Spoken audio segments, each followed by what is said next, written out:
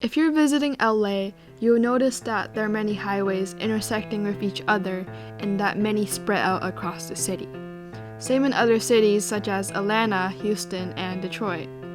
Since the 1950s, the US has invested in $425 billion to build their interstate highway system.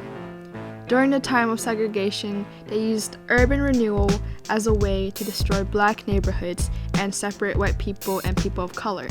A lot of highways were built and torn through black neighborhoods, even with resistance and protests. They were happening in so many cities that people started saying white roads through black bedrooms. The construction of the interstate highways displaced more than 1 million people in 20 years.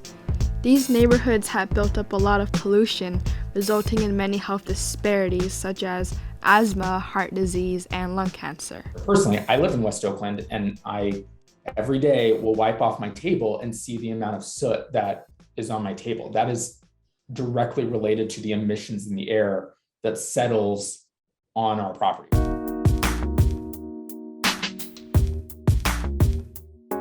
West Oakland is a historically black and red-lined neighborhood in Oakland, California. Today, West Oakland is completely surrounded by freeways, the Interstate 580, the Interstate 880, and Interstate 980. Interstate 980 was completed in 1985, a 2-mile freeway that runs between West Oakland and downtown Oakland. The neighborhood was thriving until the construction of the 980 plummeted their progress. In the 1940s to 1960s, West Oakland was known as the Harlem of the West.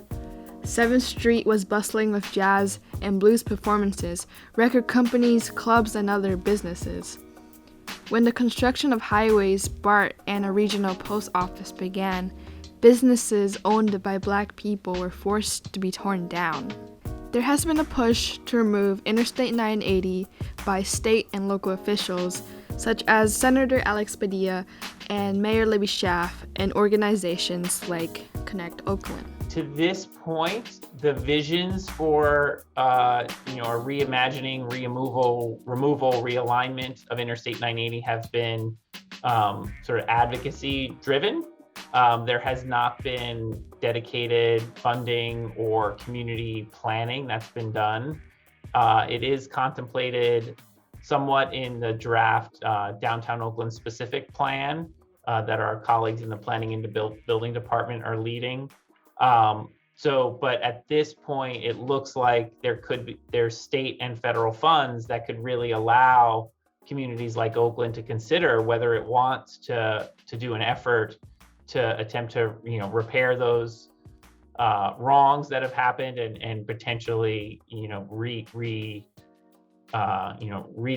revisit, realign, repair the 980 transportation and land use context. The opportunity existing here is both 17 plus acres of vacant land then for affordable housing, which we don't have currently, right?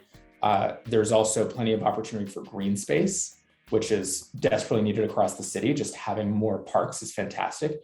And third, there's an opportunity to restitch the West Oakland blocks back to downtown. Right now, there are only a couple of overpasses that sort of span the gulch, the ravine that is 980. Even with the removal, longtime West Oakland residents are a bit uncertain about the decision since they've had to repeatedly see their neighborhood destroyed from infrastructure projects throughout the decades.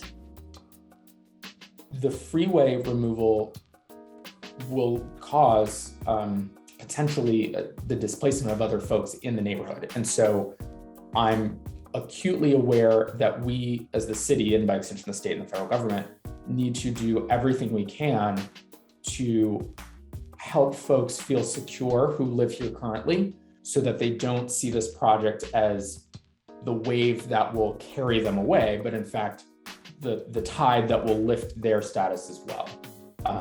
And that is ironically, right, like the most important issue, because here we are trying to right a previous wrong, and we could very well actually make it worse if we don't think about the socioeconomic, cultural impacts that multi-billion-dollar investment could have on its surrounding neighborhood. It is not enough to say, remove the freeway and we're good. It is remove the freeway, invest in transit, invest in affordable housing, both on that corridor itself and those 17, 18 acres, and also invest in the neighborhoods around so that they feel protected and held throughout the process.